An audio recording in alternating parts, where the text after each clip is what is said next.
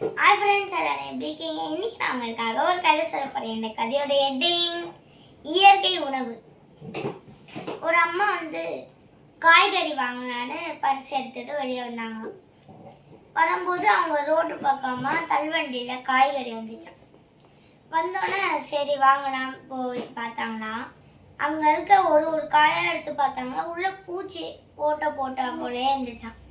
அதனால இது காயெல்லாம் பூச்சி ஓட்டை போட்டு உள்ள இருக்கு பூச்சி, அதனால நான் வாங்கலை, நான் போய் மார்க்கெட்ல வாங்கிக்கிறேன் அப்படின்னு சொல்லிட்டு அந்த அம்மா மார்க்கெட்ல போய் வாங்கினாங்க.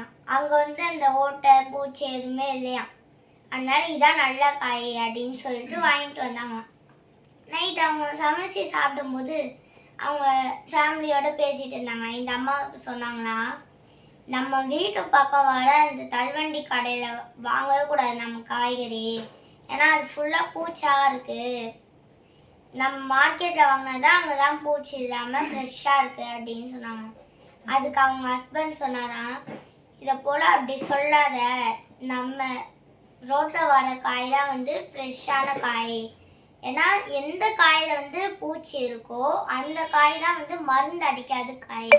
மார்க்கெட்டில் வைக்கிறது மருந்து அடித்து அது பூச்சி வராமல் பண்ணி கெட்டு போகாமல் வச்சுருப்பாங்க, அது கெமிக்கல் கலந்ததுன்னு சொன்னோன்னே, ஐயோ நான் காலையில் வேற இந்த காய்கறிக்காரரை திட்டேனே அப்படின்னு சொல்லிட்டு மறுநாளும் காய்கறி வாங்க போனாங்க. அதுக்கு அந்த காய்கறிக்காரர் சொன்னாரா, நீ போம்மா, நீ மார்க்கெட்லேயே போய் வாங்கிக்கோ, இதான் பூச்சா இருக்குன்னு சொன்னார் அப்படின்னு சொன்னாங்க.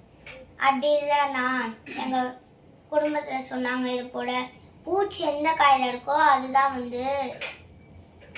நல்ல காயின்னு, நான் உங்ககிட்டயே வாங்கிக்கிறேன்னு சொல்லிட்டு அங்கே வாங்கினாங்க. வாங்கிட்டு கொண்டு போய் வீட்டில் வெட்டி பார்த்தாங்களா, இத்துணுண்டு தான் பூச்சியாக இருந்துச்சான். அதை மட்டும் தனியாக ஒதுக்கிட்டு அதை வச்சு சமைச்சு சாப்பிட்டாங்க. இந்த கதையிலேருந்து நம்மளுக்கு என்ன தெரியுதுன்னா, எந்த காயில் பூச்சி இருக்கோ அதுதான் நல்ல காய். அதுக்காக நம்ம அழுகி போனதில் பூச்சி இருக்குன்னா அதை சாப்பிடக்கூடாது. நல்ல காயிலே பூச்சி எது இருக்கோ அதுதான் நல்லது.